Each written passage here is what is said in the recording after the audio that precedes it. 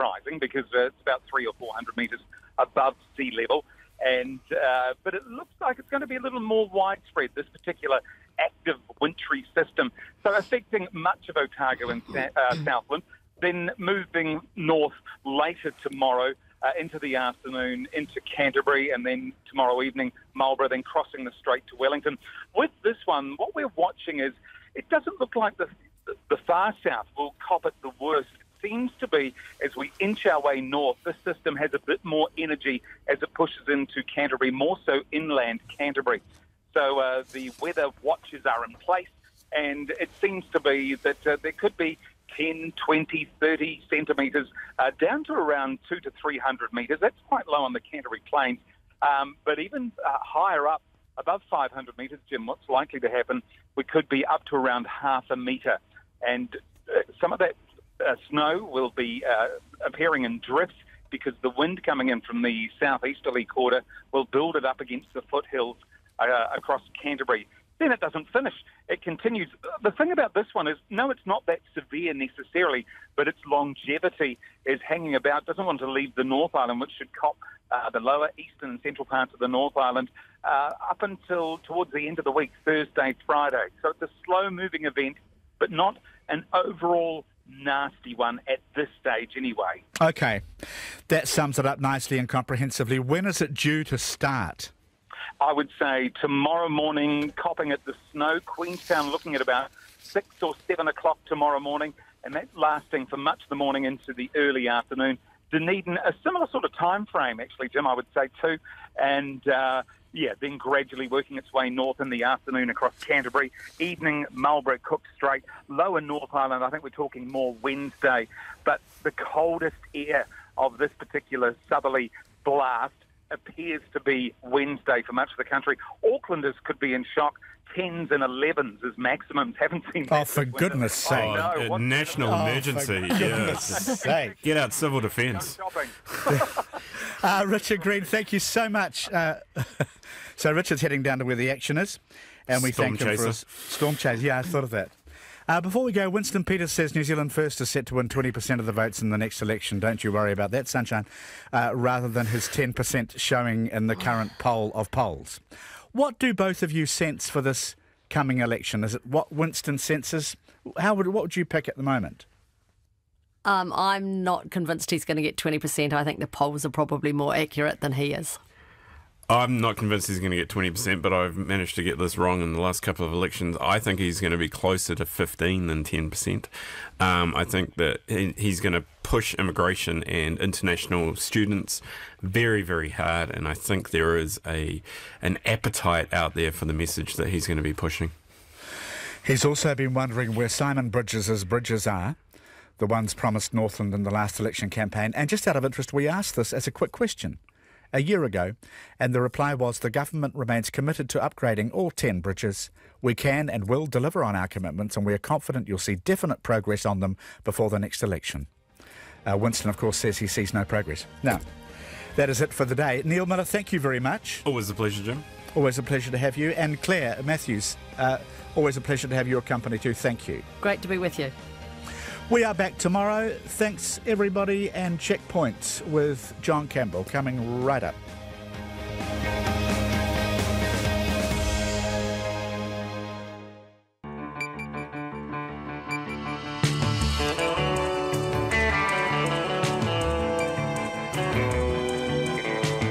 Kia ora everyone. Tonight on Checkpoint we go to Kaikohi where they are taking stock after 3 classrooms at the local kura were seriously vandalised by children aged under 14.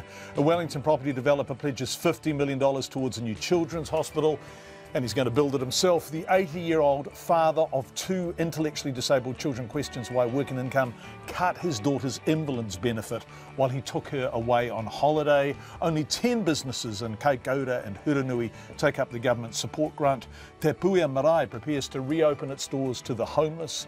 That holiday program we talked about in the East Coast on Friday night, well, a mum is running it for $5 a day, and a cold blast is coming. Stay with us. News next. RNZ News at 5 o'clock. Good afternoon, I'm Anna Thomas. A leading child health expert says it shouldn't have taken a multi-million-dollar gift from a benefactor to pay for a new children's hospital in the capital. The government has announced the Wellington property developer Mark Denijczyk is donating $50 million for the hospital, which he and his business partners will build on the Newtown campus. The Paediatric Society President David Newman says it's wonderful but should not have had to wait for private support. You only build a hospital facility once every 20 or 30 years. It does need to be planned for, it does need to be paid for, but to not do it to save money does not help in the provision of high quality health care that we expect in this country. Dr David Newman. The Capital and Coast DHB says an upgrade was in its long-term plan. The Wellington Hospital's foundation aims to fundraise $5 million for extra furniture, fittings and equipment for the new hospital. As well, the DHB says it will need to contribute up to $7.5 million. The Economic Development Minister is rejecting criticism the criteria for businesses to get help from a $1 million quake fund are too stringent.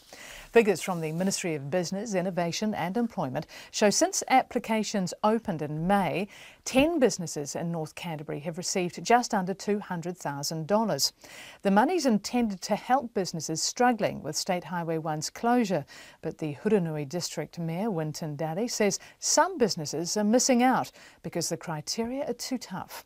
The Minister, Simon Bridges, says he is not concerned that only 10 applications have been approved so far. My advice to people who are there in this region who think that they've got real problems, they should definitely apply because we want to apply the criteria and the grant program with some flexibility and some understanding. Simon Bridges.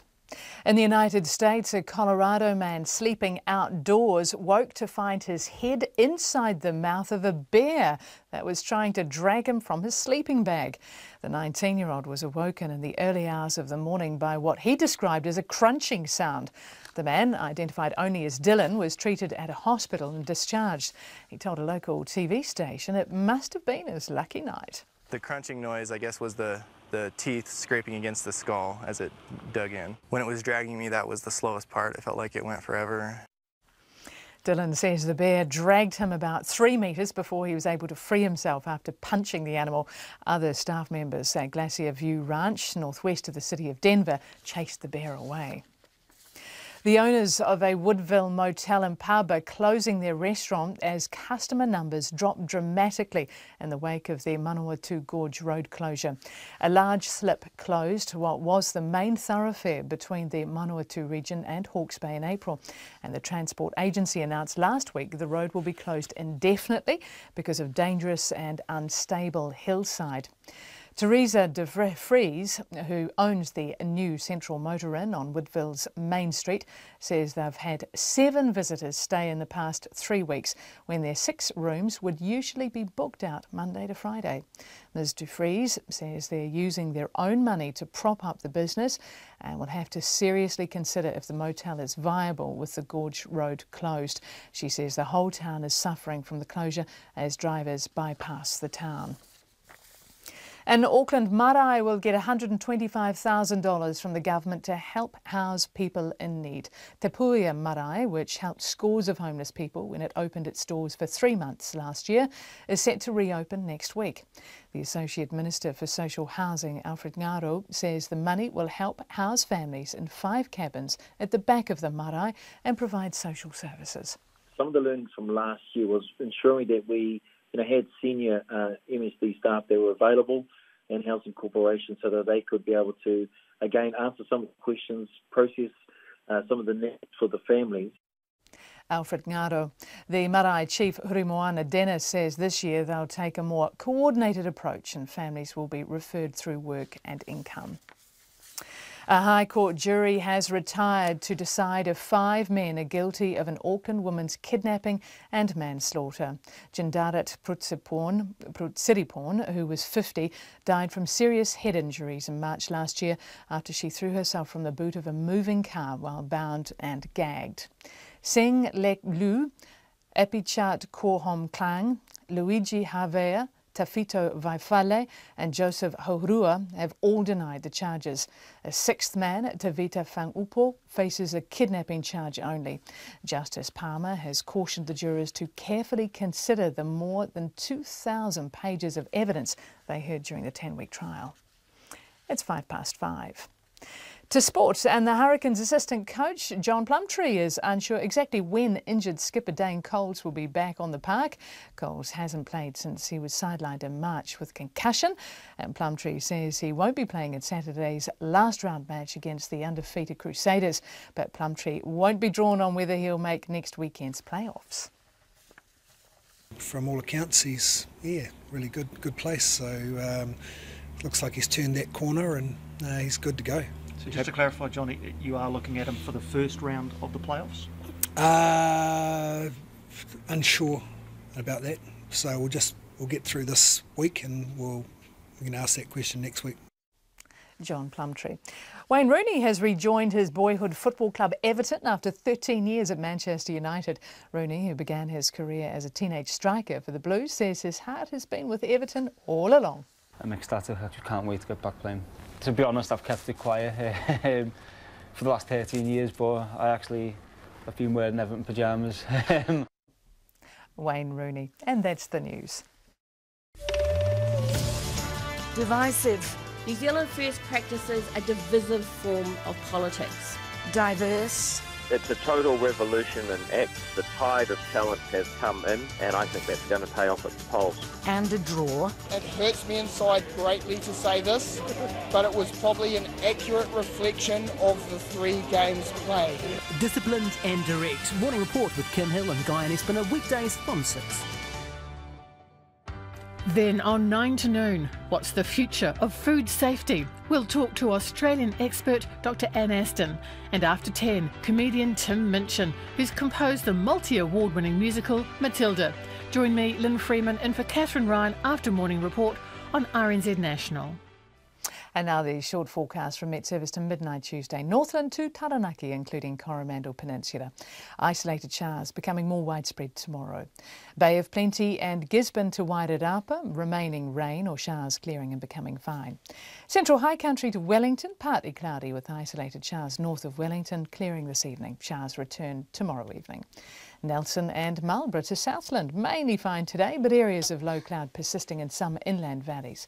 Tomorrow, a cold southerly change with rain, spreads north with snow, lowering to 200 metres.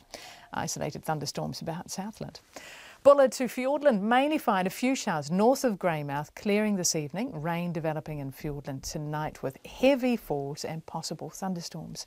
Rain spreading north tomorrow to reach Buller in the evening, but clearing in the south. And a few showers for the Chatham Islands.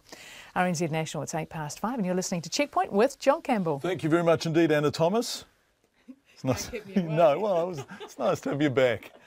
Thank you for joining us, everyone. Coming up, a $50 million donation to build a hospital. We have more on that, and we talk to the man whose money it is. The father of 2 intellectually disabled children reacts angrily to work and income, suspending his daughter's benefit while they had a holiday. And it's going to get very, very cold in much of the country. I thought of using a third very there, but it seemed like we were going over the top. We begin tonight in the Northland town of Kaikohe, where 3 classrooms at Akuta Kaupapa have been extensively vandalised by a group of children, all thought to be aged under 14. The damage is devastating, both in property terms, of course, but also to a community beset by disadvantage. Offers of help are flooding in, including from at least some of the families of the children believed to be involved, and it's not stopping there. Checkpoint has spoken to the cousin of one of the children believed to be responsible for the attacks, and she's provided the Kura with his name, and she's prepared to do the same for the police. She wants his actions to have some consequence and his behaviour to be addressed. I have given over one name. And you've given over a name because you actually just think this is unacceptable behaviour and you want something done about it. Yes, as well as he come home pretty late, covered in the paints that were smeared all over the school. Right. So over the classrooms. Is this someone in your family? Sadly, yes. Oh. And so what have you done with him? I've given his name to a staff member of the school, and they're going to contact authorities about what they can do. Because of the child's age, we're not using his name or that of his relative, but as you heard, he arrived home late and covered in the paint used in the vandalism. Well, it looks like a random vandalism. I think 3 or 4 classrooms had been turned upside down. There was some paint in the classrooms that has been thrown around the walls and on the carpets. So at the present moment, those classrooms will be unusable. That's the Kura's chairperson, Quinton Hita, a writer, broadcaster, actor and TV producer, acclaimed for his work to help New Zealanders learn te reo Māori. He says the vandalism is senseless, but the response to it has been anything but. You can see the level of aroha really coming through from whānau already.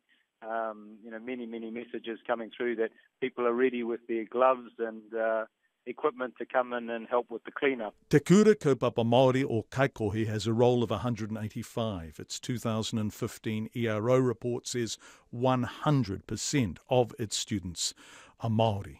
A Decile 1 school, issues with previous school management saw a limited statutory management regime implemented in 2008.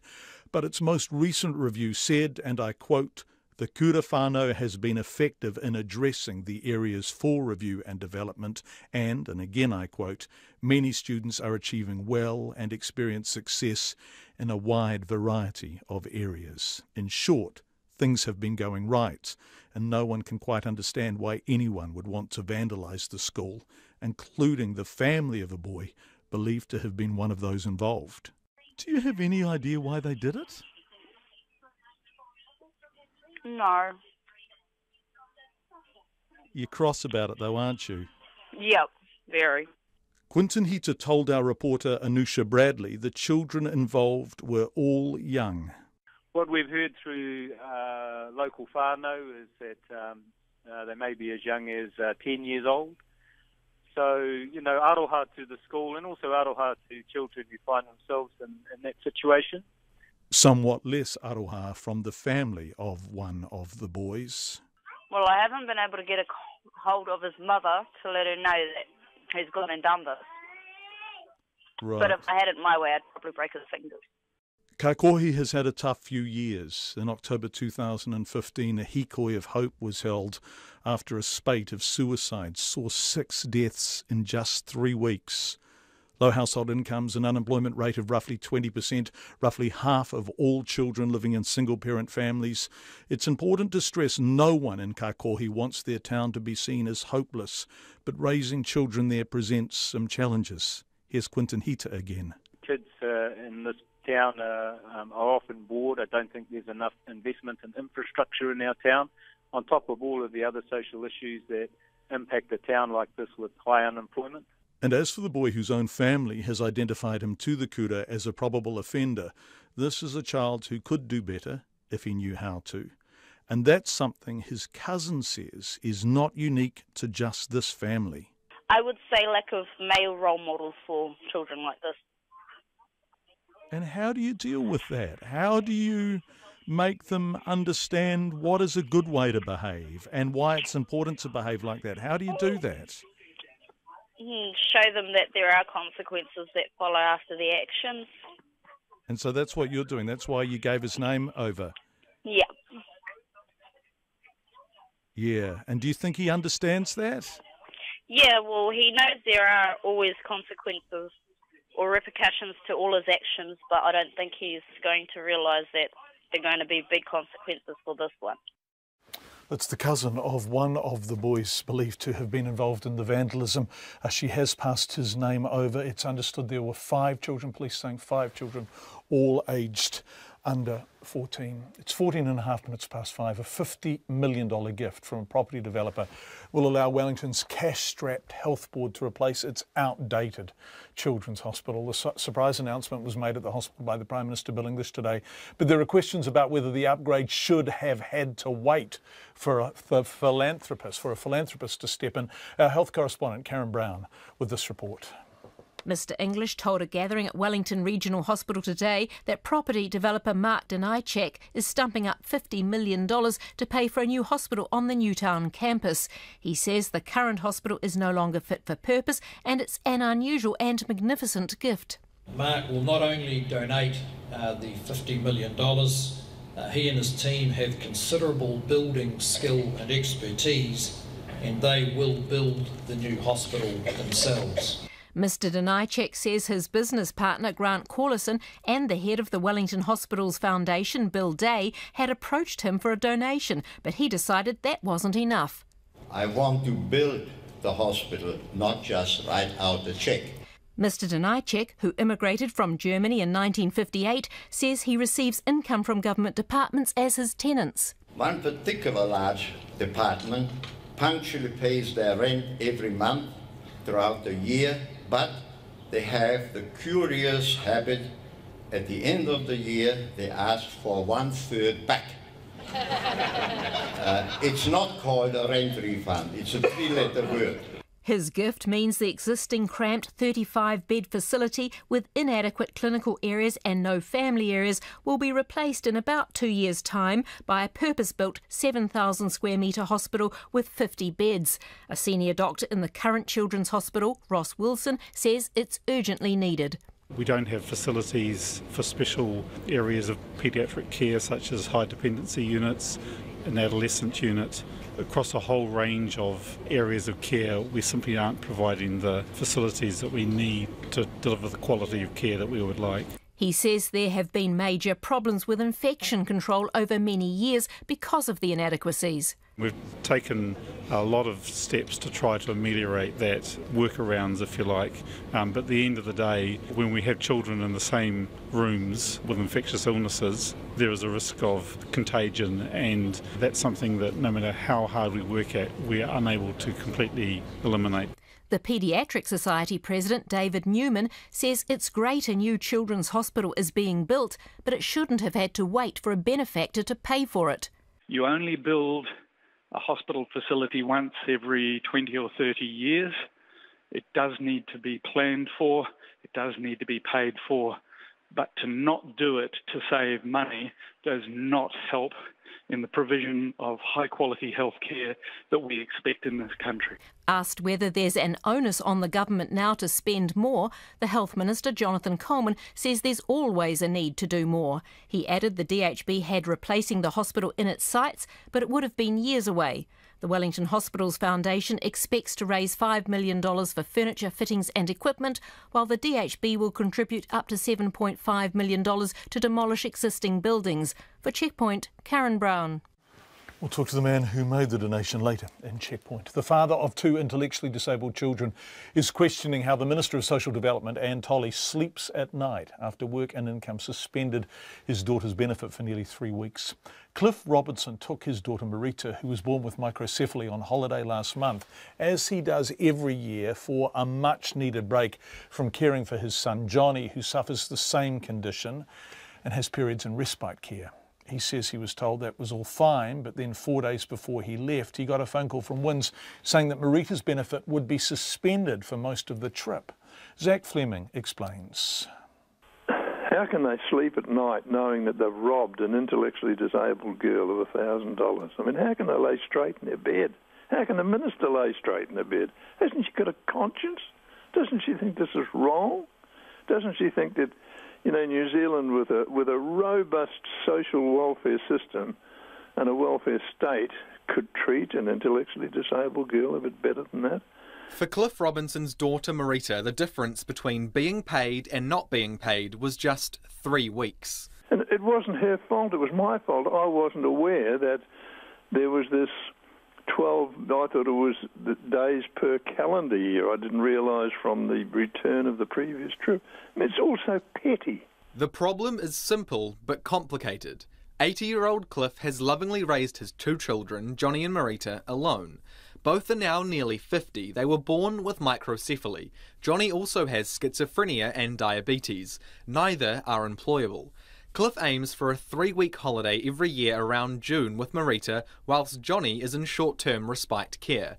He scheduled this year's holiday for June the 1st, thinking Work and Income allowed Marita to holiday overseas for 28 days a year.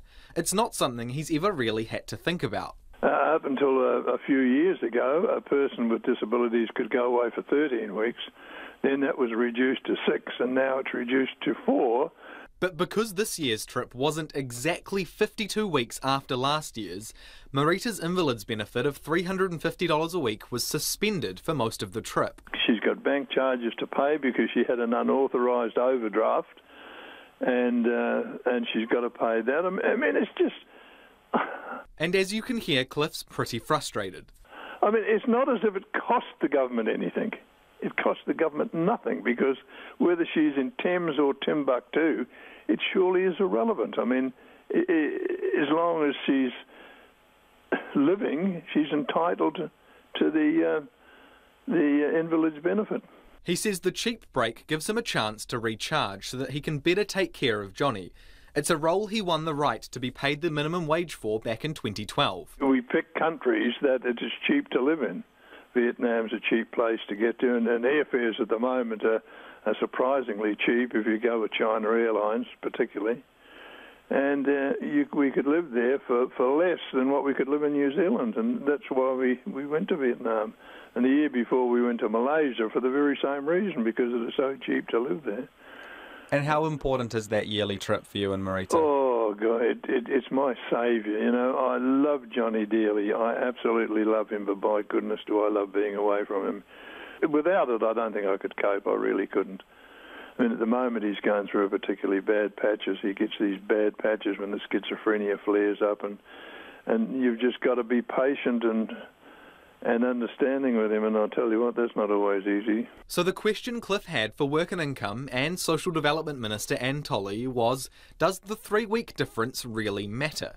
Couldn't there have been some sort of discretion? I mean, surely she could have, in the days of these days of instant communication, she could have sent me an email and let's talk about it and see if, you know, we'll pay you this time, but next year make sure that it is 12 months from the time you come back before you go away. No, I would do all that. I mean, I'm not an obstinate man. I just believe in getting what me and Marita and Johnny are entitled to, and goodness, it's not the King's ransom. Miss Tolley, who's also the Acting Minister for Disability Issues, declined our request for an interview today.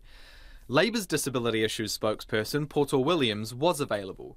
She said rules are rules, but... It would have been easy to just apply a bit of discretion and say, hey, look, in this case, you know, there's nothing intentional. This family is not trying to rot the system. They're just trying to get some time out so that they can rest and recover. What would you have preferred to see happen? I would have preferred if someone at the ministry had given them a call and said, look, you may or may not be aware of the policy. If you're not aware of it, this is what it actually is.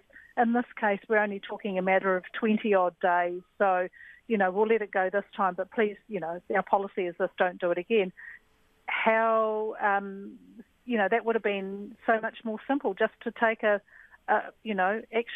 human approach and treat people like humans. The Ministry for Social Development would not be interviewed today either, but in a written statement, its Waikato Regional Commissioner, Te Rahia Papesh, said in some instances a person with an essential need to travel will not have their benefit affected, cases like ill family members or needing to attend a funeral. But she said travelling for a general holiday is not an approved reason for paying a benefit for more than 28 days in a 52-week period. She said the ministry does not have the power to apply discretion in this case. Checkpoint hasn't been able to confirm whether the minister in charge, Anne Tolley, does have that power. For Checkpoint, Zach Fleming. 24 minutes past 5. Just to let you know something we haven't promoted so far, and that is that tonight we're going to Woodville to talk to business owners there about the consequences of the closure of the Manawatu Gorge.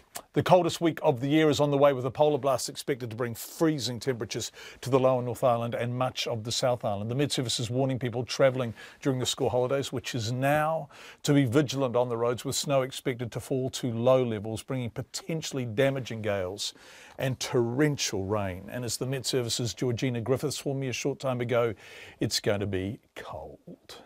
Yeah, it is, and it has been for a week or so. So it's different cold, not frosty cold. It's windy and wet and chilly and snow and sleet. So it's different cold. Yeah. And what will the snow levels be getting down to? 200 metres in the south, and it will feel bitterly cold because it's blowing. So yeah, and significant accumulations above that actually, and it's a long-lived southerly, so it's got teeth, this one. Yeah. Okay, it is winter, it's the time of year, but is this unusually bitter, is it? Oh, I mean, I think it's the bottom out of probably the coldest week of the year, and yeah, so we've had good snowfalls before. It doesn't rate on the depth or anything, but I think because it's school holidays, John, all the roads and the snow warnings we've got in place, and the fact that it's going to interrupt so many transport links, including the ferries, Central North Island, South Island roads, and coastal roads with a heavy swell, etc., later in the week is quite significant. Right, so the winds are going to be so strong there is potential disruption to transport across the strait. Yeah, so we've got Cook Strait probably going to be impacted later. We've also got planes from Taranaki through Wellington. There's severe gales around central New Zealand later in the week.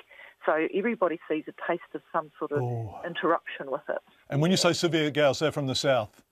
Yeah, south to southeast, either clumpy as anything down central New Zealand. So they will just cut through you in Taranaki, won't they? Oh, they will. And so, there's people travelling because it's school holidays, and there's a lot of people trying to move around. So that's why we're sort of highlighting this as impactful, a high-impact severe weather event for New Zealand. And snow on the roads to low levels, ice on the roads to low levels too? Well, at the moment, likely to be snowfall accumulations first, and then we go frosty towards the weekend. So black ice will become a problem where there isn't snow accumulating. So, yeah, and Central Plateau gets snow on the roads and a fair few places up there too. So, the only winners in this are the ski fields, John. It'd be good news for them. Yeah, it's tremendous news for them. Will there be road closures, do you think, over and above what one might normally expect this time of year? Yeah, I think so, because certainly inland South Island, significant accumulations on the road, and and even in the northern highway for Dunedin looks good to get some reasonable snow lying, just for a time around Tuesday night and into Wednesday morning, Banks Peninsula, possibly the hill suburbs of Christchurch, so it's looking quite a good one. Also Hawke's Bay around there is a system. Some really heavy rain in the east of the North Island, those severe gales around lower North Island, and also Central Plateau, so disruptive, I think. Okay, gosh, it's nasty old weather, isn't it? And how cold will it get, and where will it be coldest? Okay, so Dunedin and Christchurch will be struggling to reach 5 or 6, and the feels like temperature will be about -1 by midweek, so it'll feel really cold. Of course, inland South Island has been running negative for 7 or 8 days now, and that doesn't change. They will feel, that wind chill will feel terrible. Wellington isn't looking too sharp either, and even Wairarapa, Gisborne, Hawke's Bay looks bitter, rain, cold, just windy, and that wind really cutting right through as well. So it's pretty extensive. That's Georgina, of course, the excellent meteorologist who we talk to very often, and she's usually bang on. So the warning is it's going to get cold and then colder before the end of the week. 5:28 on Friday, we ran a story about the Kids Can charity waiting list, and one of the schools on it, Te Karaka area school between Gisborne and Opotiki, Principal Gordon Perapa, told us the situation at his Decile 1 school was desperate, with children coming to school barefoot and with no lunch. He feared some children would spend the school holidays hungry and alone whilst their parents went to work, because many were unable to afford childcare. But one parent has come to the rescue, and as Jacob McSweeney reports, her initiative is so popular and affordable, she's had to open her holiday program to twice as many children. With some school holiday programs around the country ranging in price from $38 per day in Wellington up to $114 in Auckland, solo mum Emily Lewis-Brown knew that was both unaffordable and unavailable to parents in Te Karaka. Ms Lewis-Brown is a solo mum of 3 and, when she can, likes to volunteer around the small Te Karaka community inland from Gisborne. During the summer holidays, she came up with the idea of starting a holiday program using the Te Karaka area school's facilities. She says it's a massive favour for parents who can't take time off. Initially, she planned the program to have 20 kids, but that number doubled when she put the idea on Facebook. I actually sent out a newsletter first, and I only got 2 responses in a week through the newsletter. As soon as I put it up on the Facebook page, I was full within that night. Have you had to turn anyone away? I did want to put a stop at 20 kids, but I didn't want to turn anyone away, so I'm at 40 now. The program runs from 9 a.m. until 3 p.m.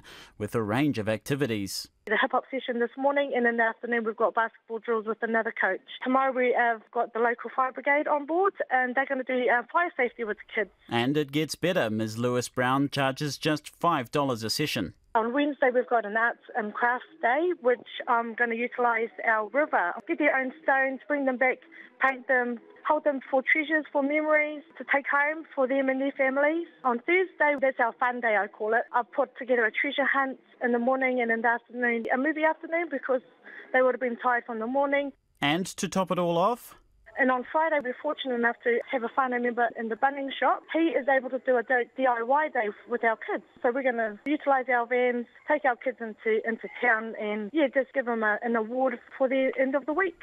And next week it'll be the same structure with a twist, such as having the police teach the kids about bike safety instead of the fire brigade. Outside of Te Karaka, parents say it's stressful finding care for children in the school holidays when both parents are working. Auckland mum Katie Wesney runs a business teaching people to be smarter with money. She says it's tough managing her own children aged 5, 7 and 9 during the break. I know from the perspective of my clients as well, who are trying to juggle school holiday childcare into their budgets, and it can be immense, particularly if you've got kind of more than one child. The Wesneys get through the holidays with a mishmash of juggling working hours, the help of grandparents and some holiday programs like netball or soccer workshops.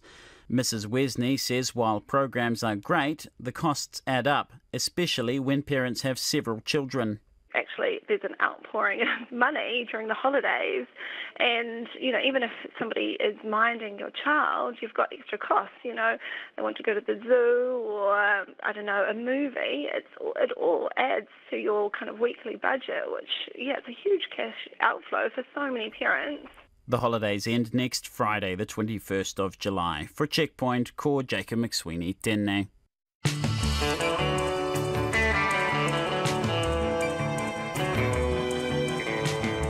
You are with Checkpoint on RNZ. Thank you for being with us. 28 minutes to 6 coming up on the program.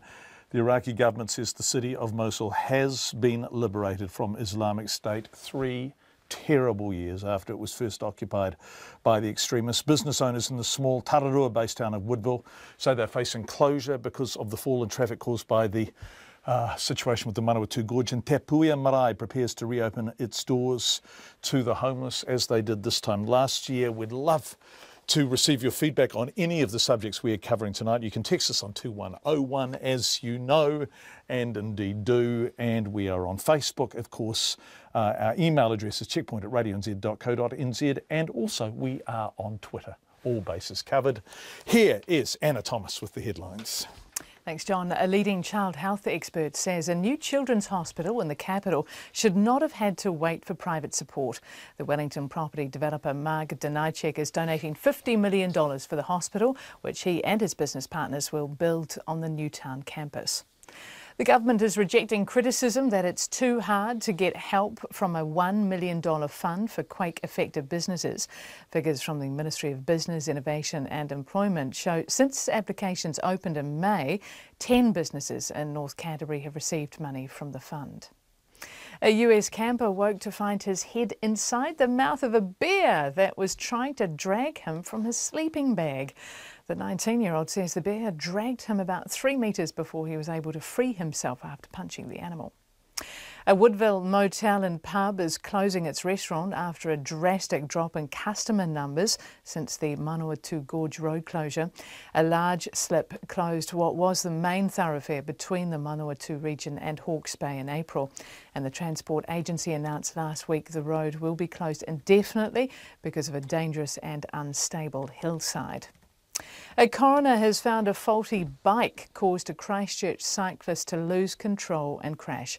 Richard Brent Caldwell, who was 59, died when he lost control and went over the handlebars in the Port Hills in 2015. And road users in the South Island are being warned to be ready for winter conditions with ice, snow, fog and more rain forecast. The Transport Agency says drivers need to check weather forecasts and whether there are road restrictions before they head out. And that's the news. Thank you very much indeed, Anna. We're going to talk now to Jonathan Mitchell, who's doing business for us this week out of Wellington. And Jonathan, I've got a bone to pick with you, but I will pick it in a short What outrageous question did you email to the office today? Tell people. I asked if you remembered the change of currency, the decimal currency, John.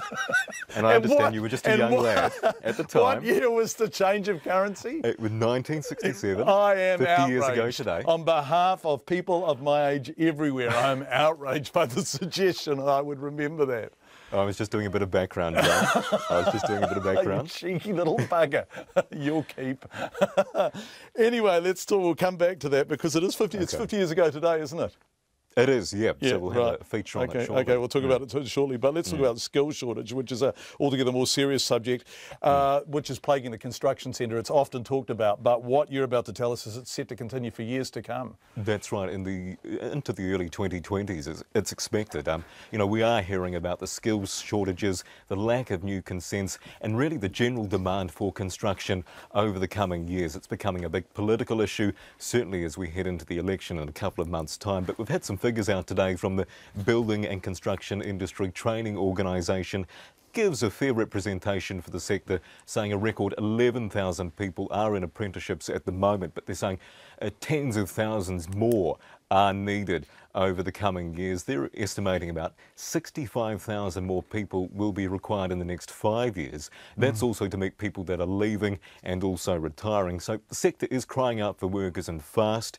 It's becoming quite a significant problem. We're hearing about big projects being slowed down because of the pressures on the sector. One solution, though, that this training organisation is talking about is working with the Qualifications Authority and other education groups and the like to better recognise niche skills. This is exterior cladding and the like into the qualifications framework. So they're working on that at the moment, and they hope that will attract people into the sector, desperately needing 65,000 people over the next 5 years, they expect. Yeah, this is a big conversation in the context of the various toing and froings around immigration policies too, isn't it? It's going to be a fascinating issue over the next few weeks and months. Laurie Fleming's tweeted, I was a dollar scholar, young man, I think aping Little Britain there. But 1967, this day, July 10, 1967, what happened, Jonathan? Well, we changed to decimal currency, and here's a little clip. Oh, hello. I'm just practicing my note. Ready for July 10 this year, when a 10-shilling note becomes a dollar note, and a pound note becomes $2, and there'll be 100 cents to a dollar. These are the new coins. 1 cent, 2 cents, 5 cents, 10 cents, 20, and 50 cents. You'll be using these from the 10th of July this year. So a bit of nostalgia there, John? Yes. I don't remember that ad, Jonathan. I just really want you to understand that. I understand that, John. Thank you very much. How did it go, the transition? Do you know anything about how successful it was, whether we took to the new currency relatively easily? Well, I was chatting to various people around the office today. Our news director, elderly, speaking to some of your elderly colleagues. And he can remember doing the... Who again, Charles Beckford? No, that was Brent Edwards. Oh, right, he can remember doing the test back in high school or, in school. And, from what I understand, it took quite some time for people to get used to it, months, and for the changeover, it was obviously quite a big thing for a number of people, and it was certainly spearheaded but right in the early 60s by a familiar name and voice, what was to be the future Prime Minister Robert Muldoon. But talk of changing the currency really came in the early 1900s. So 50 years today, though, marking that.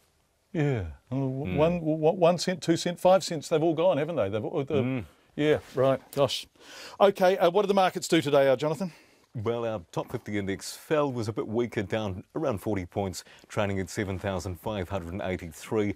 And the dollar holding ground is 72.8 US cents, 95.6 Australian. John. The indecently young Jonathan Mitchell, thank you very much indeed. We look forward to talking to you tomorrow night. Let's go to Iraq now, where the government says the city of Mosul has been liberated from Islamic State 3 terrible years after it was first occupied by the extremists. Iraq's second largest city is where IS declared its caliphate in 2014. And from where they took over much of the north of the country, they have been losing it, of course, bit by bit. For the last 9 months, Mosul has been under siege by the Iraqi army, backed by US and coalition airstrikes. The victory today leaves the western part of the city in utter ruin, devastating pictures coming from out of there, and an estimated 800,000 civilians as refugees with an uncertain future. The BBC's Jonathan Beale reports. What was once a beautiful old city is now mostly rubble. Every building deeply scarred or destroyed by months of war. We joined the search and rescue teams looking for survivors, but more often they're just recovering bodies.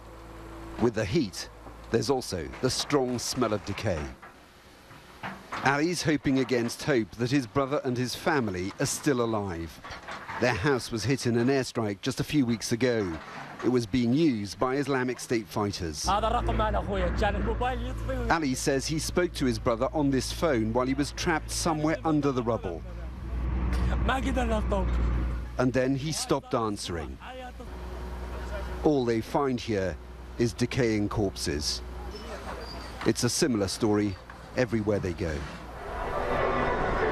While that was happening, the Iraqi Prime Minister was en route to Mosul to declare the liberation of the city. He arrived draped with an Iraqi flag and surrounded by troops who've spent the last 9 months trying to wrestle the city from IS control in the toughest of battles. Even this morning, there was still the sound of gunfire. The children so used to it, they don't even flinch. This territory just up there is still under IS control, just a small parcel of land, and families are making their way through any way they can to safety. And as you can see, they're pretty desperate.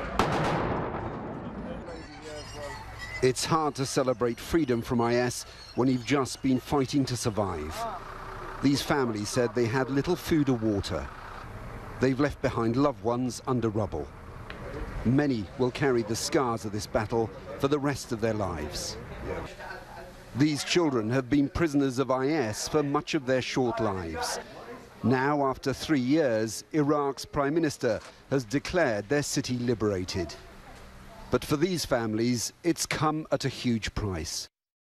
Jonathan Beale in Mosul, northern Iraq. The pictures of the devastation almost defy understanding. Lots of people telling stories about the decimal currency. I really like Nick Rout's one. Nick from Governor's Base says, I remember my sense of grievance. This time 50 years ago, my pocket money was reduced from 6p to 5 cents. I knew I was missing one something. And also, and this is a good point actually, Marion's saying, sorry, Judy, we'll come back to you, Marion. Judy is saying, when talking about the weather and its effects, it would be so good if you could express the hope that farmers have moved vulnerable stock from the hills pending the cold blast.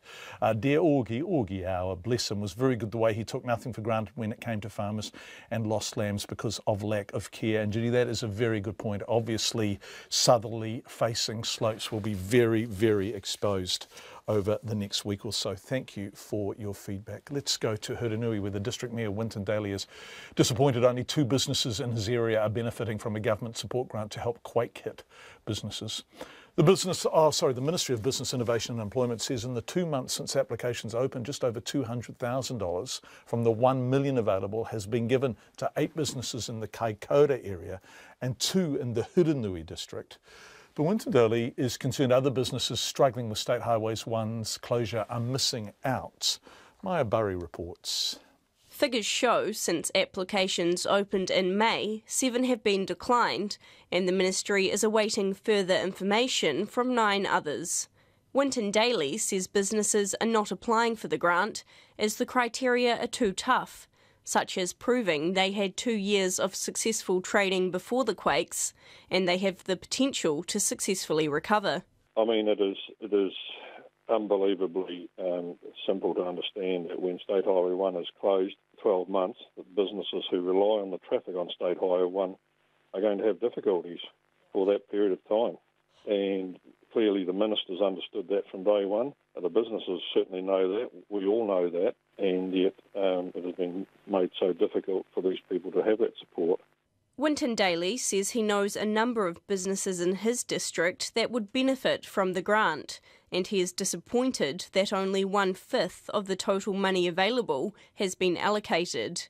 He says the government is meant to be helping to keep businesses trading until State Highway 1 north of Kaikoura reopens and traffic returns to normal. My belief is that there was a commitment from government to ensure that those businesses, irrespective of other aspects of those businesses' viability, that those businesses were kept trading until that normality returned. The co-owner of the Cheviot Tea Rooms, Lynn Turner, says her business has suffered a 50% downturn since the quake. She says they are still compiling their application as they are waiting on information from the last financial year, which ended in April. Ms Turner says the process has been difficult. And how hopeful are you that you will be eligible for this grant? I'm really hopeful, but I'm not sure whether or not we will be. I'm not sure how our criteria will be met. You know, how will we know what is actually required? Ms Turner says the grant would make a world of difference to their financial situation, and she is unsure how much longer they will last without it. I just don't know, but it is, well, as I could say, the noose is tightening a little bit, so I'm just not sure. The Economic Development Minister, Simon Bridges, says he has received assurances from the Ministry for Business Innovation and Employment that it's showing flexibility with grant applications. He says he's not concerned that only 10 applications have been approved so far. We're not working to any stringent rules in terms of the criteria for this business recovery grants program. And my advice to people who are there in this region who think that they've got real problems, they should definitely apply because we want to apply the criteria and the grant program with some flexibility and some understanding. Simon Bridges says State Highway 1 north of Kaikoura is on track to be reopened by the end of this year. For Checkpoint, Maya Burry. Lots and lots of feedback coming in on Cliff and his children. That was a story that we had roughly 5:20. Cliff, of course, raises his two children, Johnny and Marita, microcephaly. And Johnny goes into respite care because he's much loved by his dad, but exhausting to care for. And Cliff and Marita go and have a little holiday every year. And this year, Marita lost her benefit while she was away, her invalid's benefit. My heart goes out to that man. If he hadn't devoted his life to the kids, the government would have had all the headaches he's endured. This country has lost its soul. Give the man his money. Well, that's what one listener said. And another listener has taken that very literally and has listened to our story, instantly contacted Cliff and has just been in touch with us to say that he is personally giving Marita the $1,000 that Work and Income New Zealand denied her while she was on her holiday. So a listener has contacted Cliff since that story went to air and will pay Marita the $1,000. It's 12 and a half minutes to 6. Let's go to the US, where President Donald Trump has another headache with reports his son met with a Kremlin-linked Russian lawyer last year because he was told she had some dirt on Hillary Clinton. The New York Times has reported this very confidently. The report comes as Mr. Trump was derided by both Democrats and Republicans over his proposal to set up a joint cybersecurity agency with Russia. The idea emerged during a 2-hour meeting with Vladimir Putin at the G20 summit in Hamburg. Republican Adam Schiff of California, the vice chairman of the House Intelligence Committee, says the idea would be akin to inviting the North Koreans to participate in a commission on non-proliferation. Here's the ABC's Ann Barker. Revelations about Donald Trump Jr.'s meeting with a Russian lawyer last year couldn't have come at a more awkward time. Only the day before, President Trump had met Russia's President Vladimir Putin for the first time at the G20 summit and boasted on Twitter about the ground they'd covered. I strongly pressed President Putin twice about Russian meddling in our election.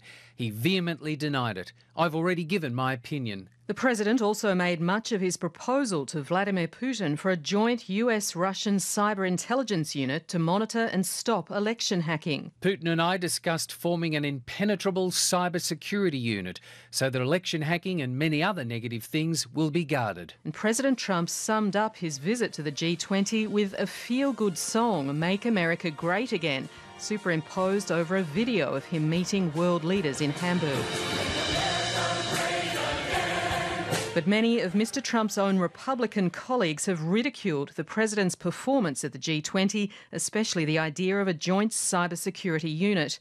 Marco Rubio compares the idea to the US pursuing a partnership with Syrian President Bashar al-Assad on a chemical weapons unit. And Republican Senator Lindsey Graham blasted the idea on US television. It's not the dumbest idea I've ever heard, but it's pretty close. He gave a really good speech in Poland, President Trump did, and he had what I think is a disastrous meeting with President Putin. 2 hours and 15 minutes of meetings. Tillerson and Trump are ready to forgive and forget when it comes to cyber attacks on the American election of 2016. Senator Graham says President Trump's tweets suggest he has a blind spot when it comes to Vladimir Putin. And former CIA Director John Brennan questions whether Donald Trump told the Russian president what he should have about Russian meddling in the US election. I don't think he demonstrates good negotiating skills when it comes to Mr. Putin. Again, 2 days before in Warsaw, he gives Mr. Putin the opportunity to point to the failures of US intelligence. To me, I think he ceded that ground. Now, President Trump's son, Donald Trump Jr., has released a statement confirming that he met a Russian lawyer in June last year who offered him potentially damaging information about his father's Democratic opponent, Hillary Clinton. The lawyer had information that Russian individuals were funding the Democratic National Committee and supporting Ms. Clinton. Trump Jr. says he'd agreed to the meeting because the information could be helpful to his father's campaign. In his statement, he says the president's son-in-law Jared Kushner and his then campaign manager Paul J. Manafort were also at the meeting. And the statement could be seen to contradict President Trump's previous denials of any collusion between Russia and his campaign team. The Russian lawyer in question, Natalia Veselnitskaya, has told the New York Times she'd never acted on behalf of the Russian government and that the meeting with Donald Trump Jr. included no discussion of the presidential campaign. That was Ann Barker from Washington. The latest on Twitter from President Trump on the ill-fated idea of the cybersecurity unit. And I quote, "The fact that President Putin and I discussed a cybersecurity unit doesn't mean I think it can happen. It can't." That from Donald Trump on Twitter. A couple fighting for the right to take their terminally ill son from the UK to the US for treatment have presented a petition to the hospital where doctors say his ventilator should be switched off. Chris Gard and Connie Yates, who are battling to take their 11-month-old critically ill son Charlie to America for a clinical trial, say he deserves a chance at life and they have the support of Donald Trump and the Pope. Rowan Quinn reports. The legal wrangle over the life of 11-month-old Charlie Gard continues. The baby's parents, Chris Gard and Connie Yates, arrived at London's Great Ormond Hospital armed with a petition signed by more than 350,000 people calling for the chance for Charlie to take part in a groundbreaking American therapy trial. Trying to take our son from one hospital where they do a lot of specialities there. And it's a fantastic hospital, they do great things there. But unfortunately, they're not specialists in Charlie's condition. The specialists are in America, where we want to go. And I just want to thank everybody, really. Charlie was born in August last year with mitochondrial DNA depletion syndrome, a progressive and fatal disease. The Supreme Court last month ruled that treatment in America would only prolong Charlie's suffering, but his mother Connie believes travelling to America may extend his life. There's now 7 doctors supporting us from all over the world, from Italy, from America, from England as well. That think that this has a chance. It's got up to 10% chance of working for Charlie, and we feel that that's a chance worth taking. We've been fighting for this medication since November. We're now in July. He's our son, he's our flesh and blood. We feel that it should be our right as parents to decide to give him a chance at life. For a medication that's just oral medicine with no known major side effects, there's nothing to lose. He deserves a chance. US lawyer Catherine Glenn said a new hearing would take place this Thursday. So we are very hopeful that the court will examine this evidence of these groundbreaking treatments, cutting-edge treatments, and will use that as a reason to allow Charlie the chance to be transferred to another hospital, whether in the United States, whether in Italy, and receive that treatment so that he can have a chance. The couple's raised more than $1.3 million to pay for the trip. They have the backing of both US President Donald Trump and Pope Francis, who's offered the family refuge and passports. For Checkpoint, Rowan Quinn. The government appears to be softening its position on holding an inquiry into the historical abuse of children in state care. As we know, between the 1950s and 60s, 100,000 New Zealand children were made wards of the state, and more than 1,000 have told a special panel they were physically and sexually abused. Now, last week, survivors presented a petition and open letter to Parliament calling for a public apology and full inquiry. The Prime Minister, Bill English, has previously rebuffed such calls, but has just said he wants to hear more from people about exactly what they want.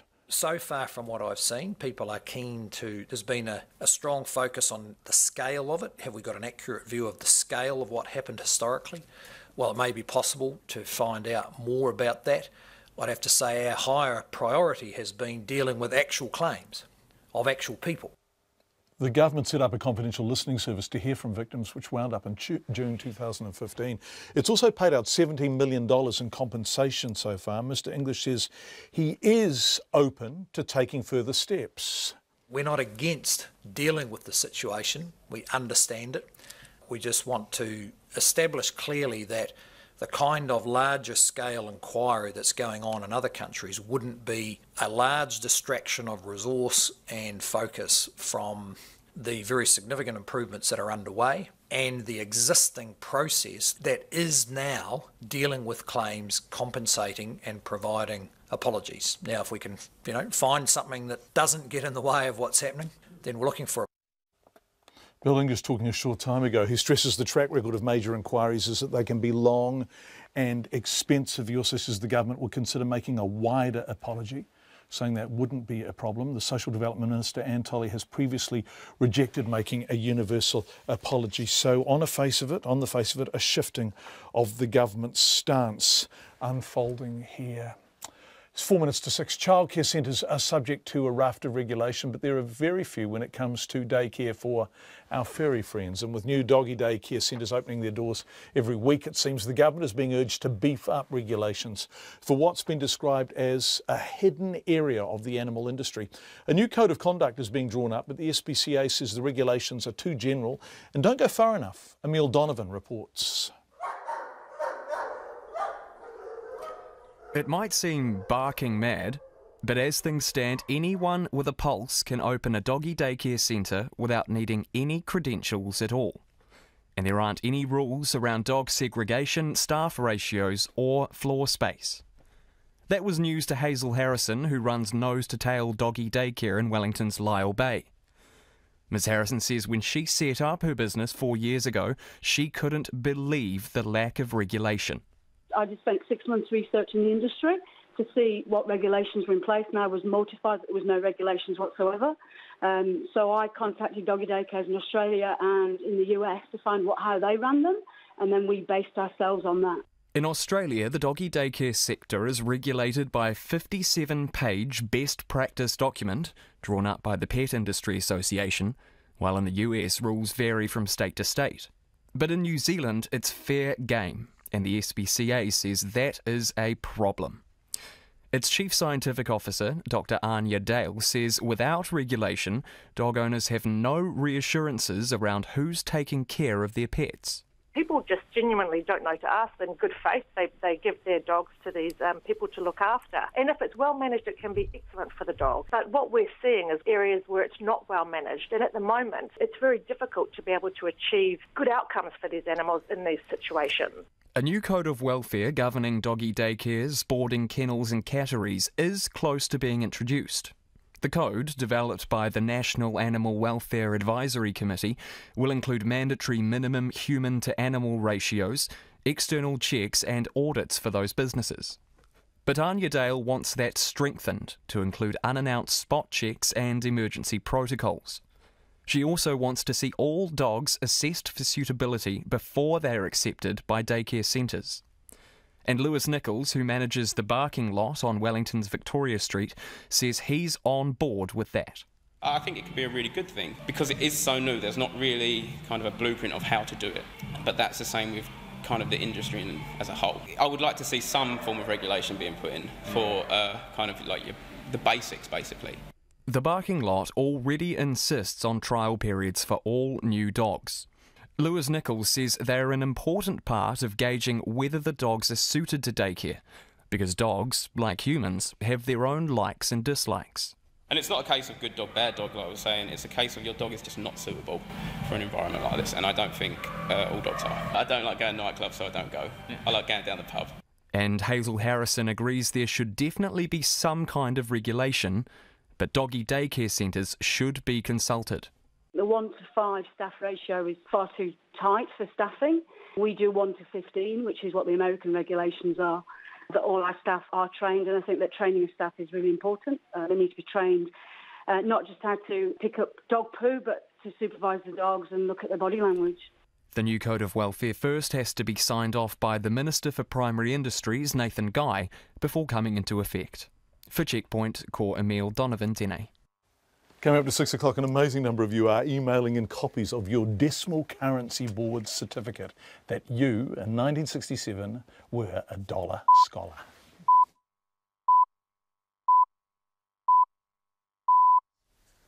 RNZ News at 6. Good evening, I'm Anna Thomas. The government has softened its position on whether to hold an inquiry into the historical abuse of children in state care.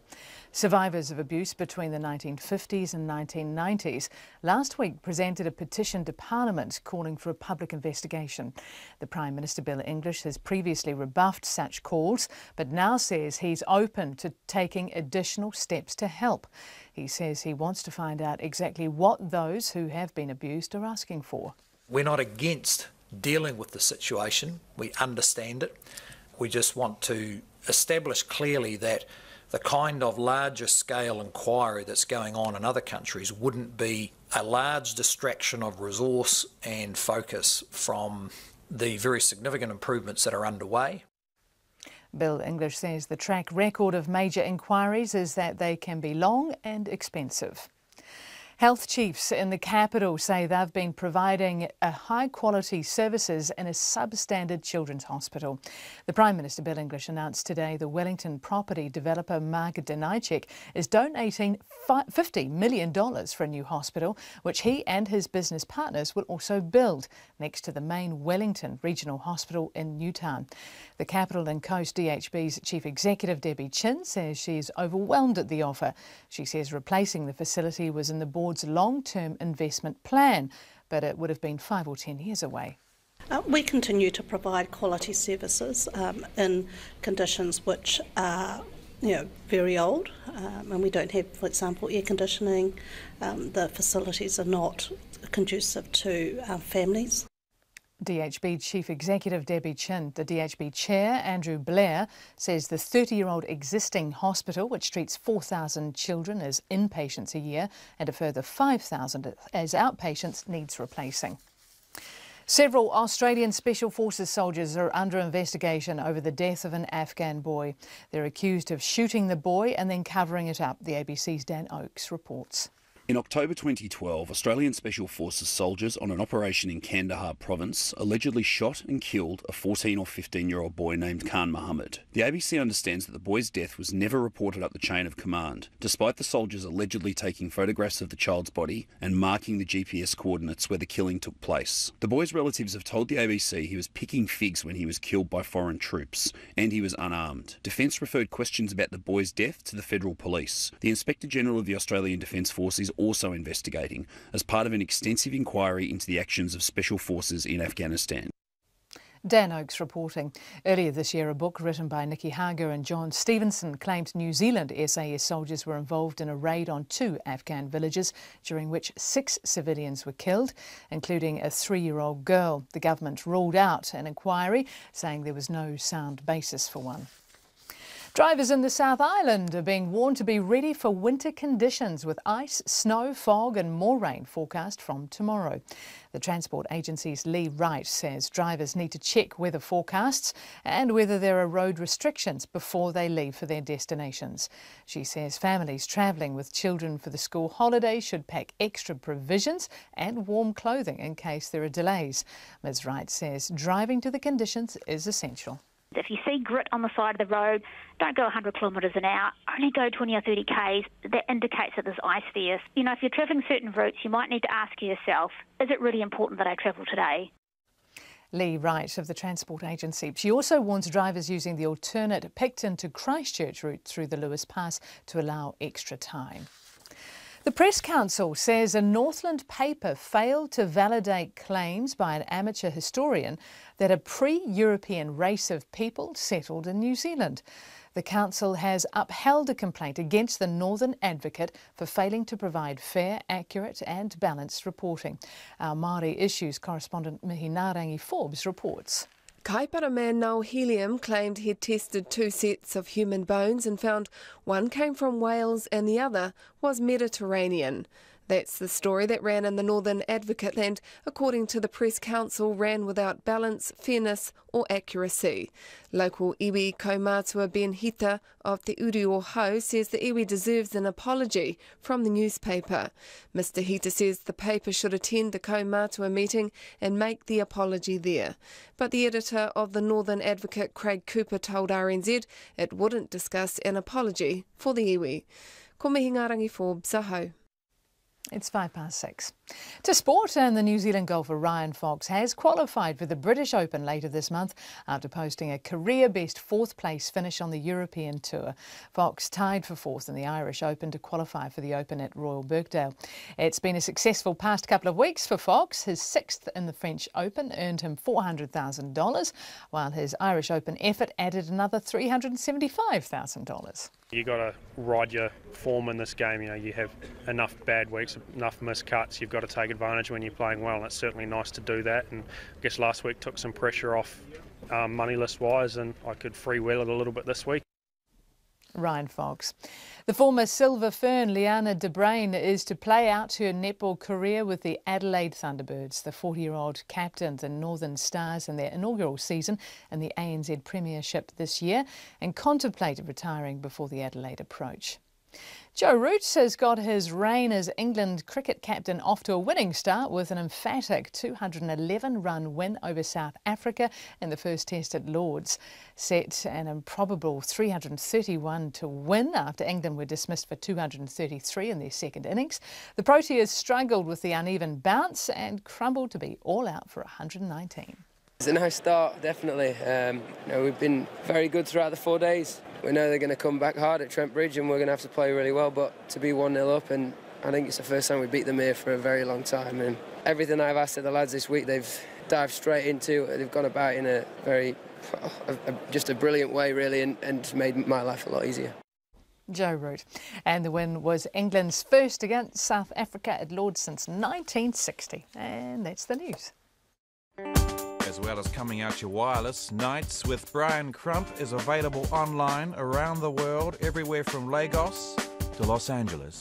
That's the bass crump, crump moves and the crump energy that come. Like I say, it's a freestyle, and that means you can come up with moves, you can be creative, you can find the power of the dance, power of the crump energy. Enter the Crump Zone, radionz.co.nz, or tune in weeknights after the news at 7 on RNZ National. And now the short forecast from Met Service Tim Van Dyke tomorrow. Northland to Taranaki, including Coromandel Peninsula. Isolated showers becoming more widespread tomorrow. Bay of Plenty and Gisborne to Wairarapa. Remaining rain or showers clearing and becoming fine. Central High Country to Wellington, partly cloudy with isolated showers north of Wellington, clearing this evening. And showers return tomorrow evening. Nelson and Marlborough to Southland, mainly fine, but areas of low cloud persisting in some inland valleys.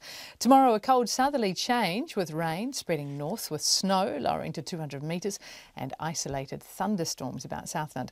Bullard to Fiordland, mainly fine, but a few showers north of Greymouth clearing. Rain developing in Fiordland tonight with heavy falls and possible thunderstorms. And then the rain spreads north tomorrow to reach Buller in the evening, but it does clear in the south. And a few showers for the Chatham Islands. RNZ National, it is 6:08 and you're listening to Checkpoint with John Campbell. Thank you very much indeed, Anna Thomas. Business owners in the small Tararua-based town of Woodville, are facing the prospect of closing their doors because of the fall in traffic caused by the closure of the Manawatu Gorge Road. Now, Woodville is at the east end of the Manawatu Gorge, of course, and the road that is used as an alternative route when the gorge is closed does not pass through. Woodville. A large slip closed what was the main thoroughfare between the Manawatu region and Hawke's Bay and the Northern Wairarapa in April, and the New Zealand Transport Agency announced last week the road will be closed indefinitely due to dangerous, unstable land above the slip. But as the main alternative route, Saddle Road, is put under severe pressure and its conditions are beginning to deteriorate, locals are questioning why it wasn't upgraded sooner. Gemma Brackybush reports from Woodville.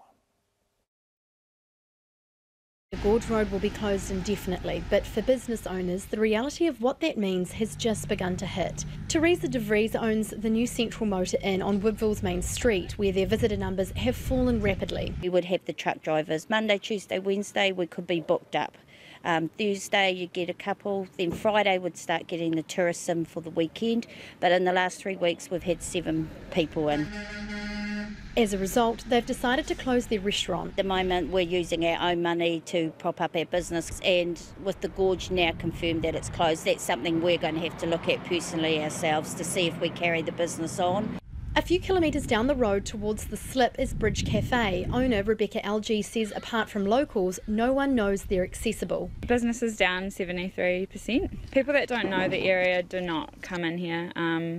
For a number of reasons. Obviously the road closed sign puts them off a lot, but also like Google Maps, it's shut like all the way up there. She's had to lay off 10 casual staff members, which isn't unusual in winter, but with no time frame of when the road may open, she says some hard decisions will need to be made. The business isn't viable while the gorge is shut, unfortunately. I only set in stone on Friday found out, so I don't have a plan of action just yet. Locals say there's been a definite drop in traffic down the main street. With the closure of the gorge, the two other options are the Saddle Road or the Pahiatua track, both which have options that bypass the town. Artist Nick White has a studio tucked off the main street. In the summer, 40 people would walk through his door, but with the road closed, that number's dropped to less than 10. He says slips have closed the Gorge Road numerous times in the past and is critical that Saddle Road hasn't been upgraded sooner. NZTA have actually dropped the ball here. And the gorge closed for about 10 months or so. In 2011, we closed and we used the Saddle Road, which was just torn up really bad. When they reopened, they said, right, we're going to do up the Saddle Road. They haven't done it up yet. Denise Robertson lives in Palmerston North and drives the Saddle Road every day to her job in Dannevirke. She brought her parents to Woodville to show them how bad the road really is. I drive it at night as well and early in the morning, and it's just horrible. The road's a mess, there's lots of trucks on the road, it's just, awful. Truck driver Sarah Diprose also drives the Saddle Road daily and echoes that the road is less than ideal. It is quite dangerous where it's breaking up in places, and general people and vehicles don't realise the logistics of what we're carting over there, the weight, so we get quite slow coming from the Woodville side and from the Palmerston North side because it's quite a big hill. Woodville locals are remaining positive and are hoping the government will explore solutions to help them keep their doors open. Evan Natras owns the Viking Hall and says business is slowing, but he's thought of a way the government could help. The thing I thought could be possible was a tax relief in the form of perhaps letting local businesses off provisional tax.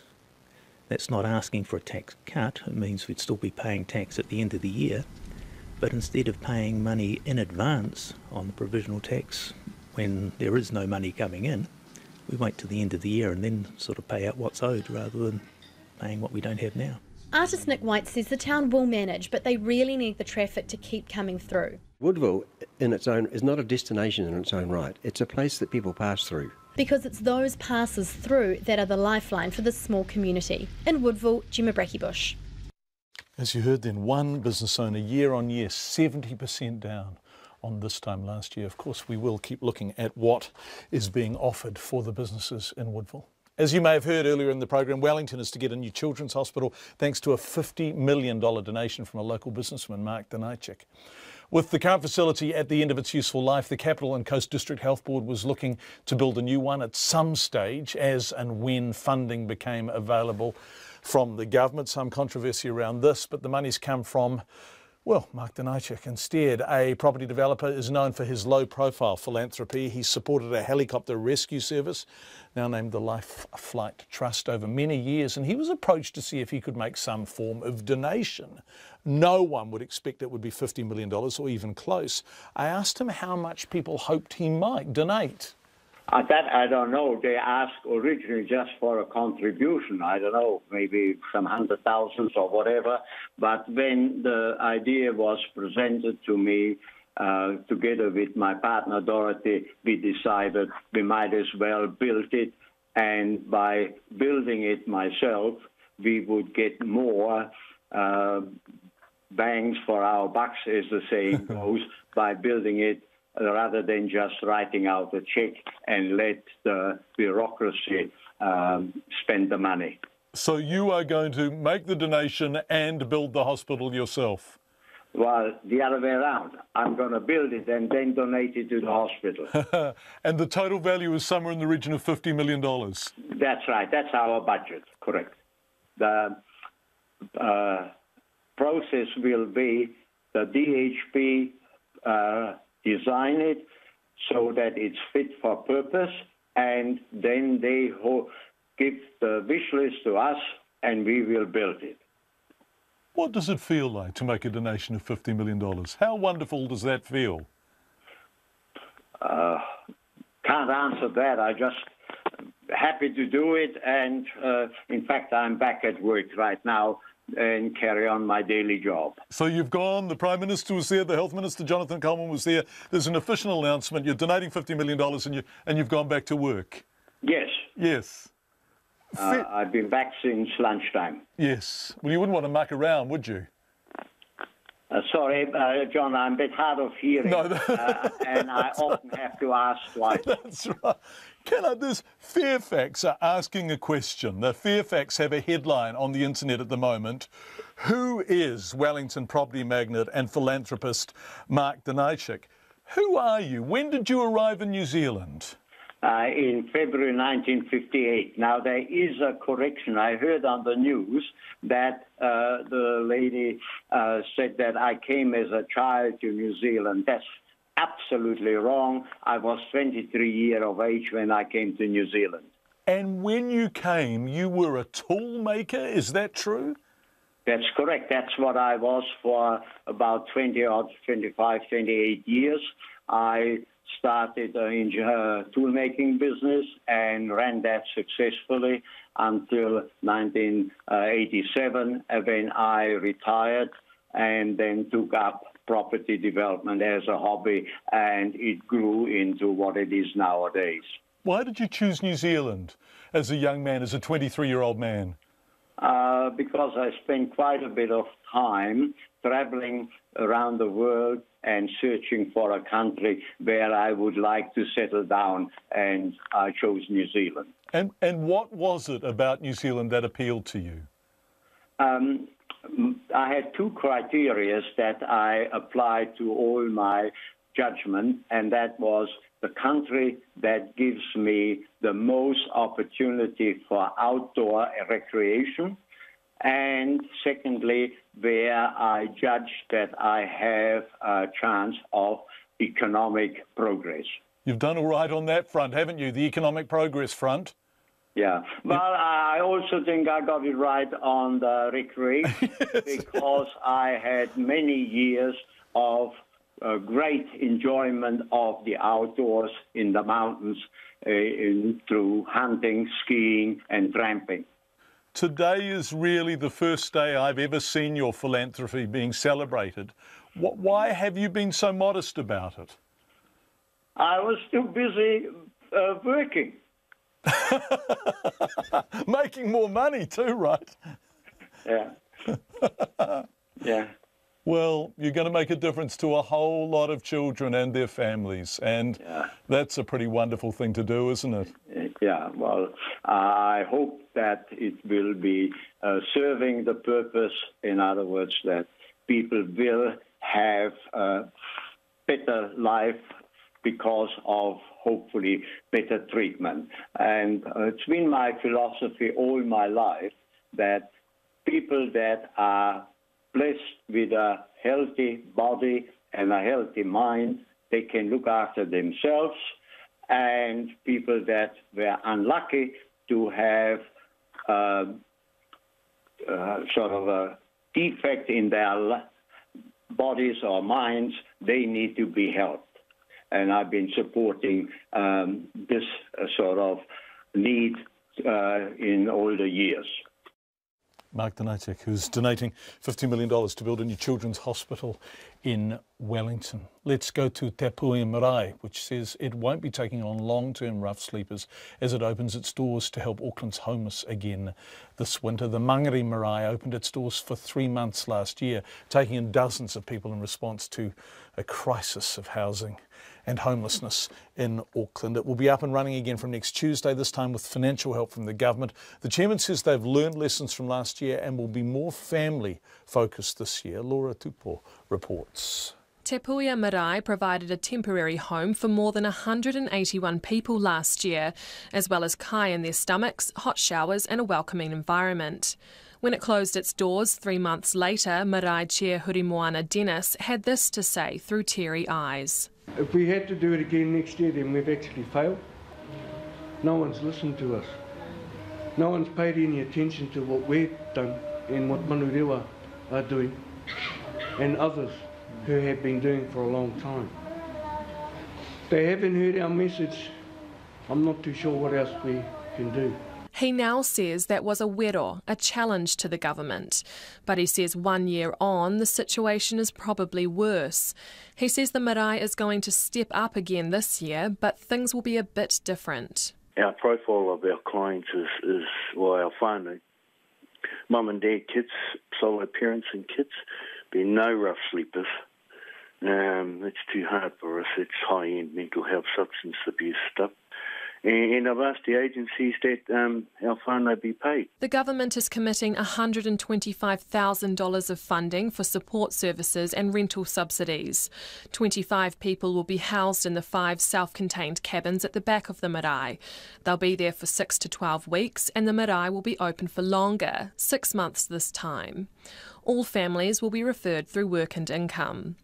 The Associate Minister of Social Housing, Alfred Ngaro, says the support will extend further than people stay at the marae.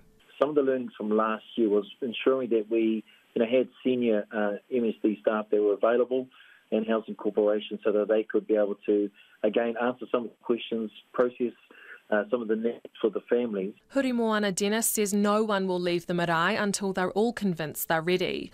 Otherwise, he says they'll move into their new homes, but their issues will remain hanging over them. There could be anything from maybe family violence issues, truancy issues, unemployment issues, budgeting issues, anything. Otherwise, all we're doing is moving an issue from left to right and not really achieving much.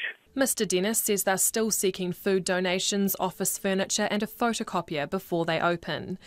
Last year, Countdown in Mangere made considerable food donations and a spokesperson says they're open to helping this year. Meanwhile, the marae will continue its business of hui, funerals and celebrations alongside offering shelter and support to those in need. Mō te hōtaka o te ahiahi, ko Laura Tupō aho. 22 minutes past 6 on Checkpoint. Children as young as 10 are suspected of trashing a Māori language immersion school in Northland. The junior block at Te Kura Kaupapa Māori o Kaikohe was badly damaged between 6 and 8 last night. Windows were smashed, walls were graffiti, paint was strewn everywhere, other damage was done. Police believe 5 youths under the age of 14, children, were involved.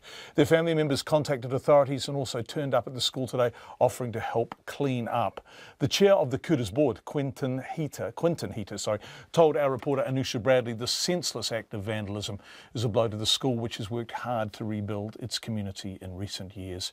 But he says there's also an understanding that help must be given to the kids who carried out the vandalism.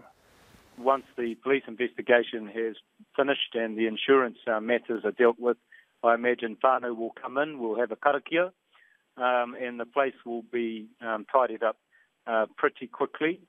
I think the priority will be trying to get those spaces ready for the start of the new term in a couple of weeks, or if that's not possible, alternative learning spaces for the children.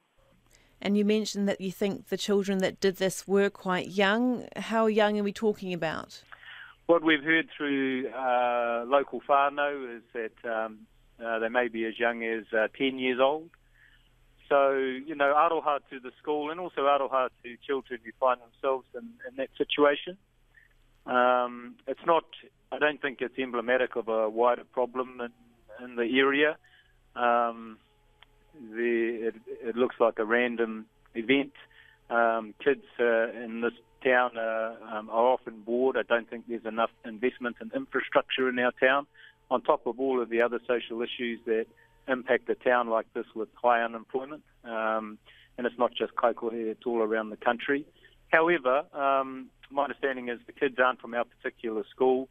But, one of the dynamics or characteristics, if you like, of small communities like this is that everybody is related in some way. It's a small community, so we're very close-knit. And no doubt when we find out what has occurred, we'll try and put some support in place for those kids if it does turn out that they are that young. It's ongoing work in these communities, is to try and keep our kids engaged with education. And there's enough commitment, I think, locally to achieve that, even when we have the occasional setback like this one. Looking at some of the pictures that you've posted on your Facebook page, the destruction is quite widespread, isn't it? I mean, there's just paint everywhere and there's furniture tipped on its end and things like that. I mean, I imagine that's quite upsetting to the teachers and to the children who've seen that. Yes, there has been some angry sentiments expressed, but that's to be expected. I think that's a natural reaction in this type of situation where people feel aroha for the school and they know all of the work that's gone into it over the years. But I guess for me personally, you have to bear in mind if these are very young people, and you have to bear that in mind as well as the extenuating circumstances that some people, conditions that some people live in these towns. That's Quinton Hita, who is the chair of Te Kura Kaupapa Māori o Kaikohe. Earlier in the programme we spoke to a cousin of one of the boys who is believed to be responsible for the vandalism, and that story is up online now. Across the Tasman now, and a new study shows GPs are prescribing antibiotics at a massive rate, many for conditions that don't require drugs at all. The 5-year study found Australian doctors writing scripts for patients with acute respiratory infections that can't be treated by antibiotics. Those who find themselves taking drugs they don't need are helping build a global resistance to antibiotics. This is expected to become very problematic. The ABC's Angus Randall reports.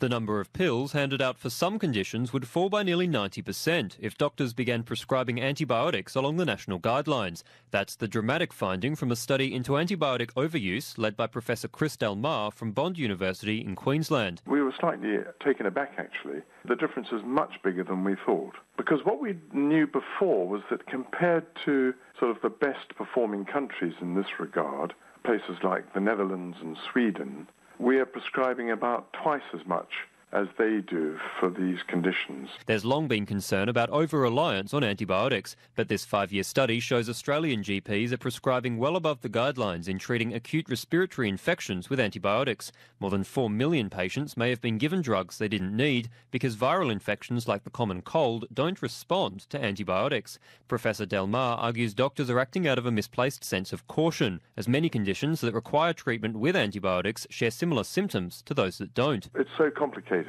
The thing is that antibiotics are indicated, that they actually make a big difference for some conditions, some acute respiratory infections, but not for others.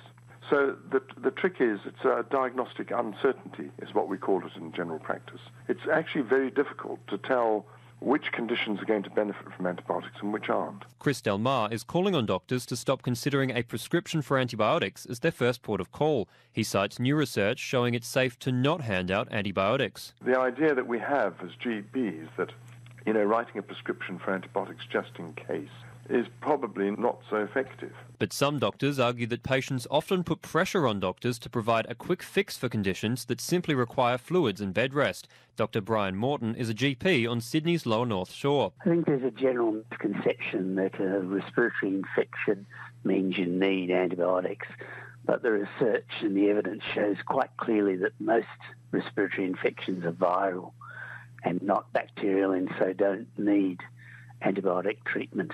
Research shows doctors have been overprescribing antibiotics for decades, and for some the habit is hard to shake. It's causing resistance to existing medicines, and as the bugs get tougher, that means new generations of drugs have to be stronger to combat them. Chris Delmar is confident GPs can play a major role in reducing the amount of prescriptions nationwide. In the past, when we didn't worry about antibiotic resistance, it was okay to be liberal with antibiotics because they're very cheap. We thought they did protect patients. We thought they did help symptoms. In fact, they'd hardly do at all. And so, you can see why we got in the habit as GPs. And now we're realizing that actually that's a very risky, serious problem. We've got to do something about it. Professor Chris Delmar ending that report from the ABC's Angus Randall, and as it happens also ending Checkpoint for tonight. That is the program on behalf of our hard-working and excellent team. Thank you so much for being with us. If you have any feedback, do text us 2101. Story suggestions also gratefully received. Email checkpoint@radionz.co.nz, and if you want to deal with us confidentially, we are happy to do so. We will be back tomorrow night at 5 o'clock. Until then, on behalf of the team, ka kite anō, and a very good evening indeed.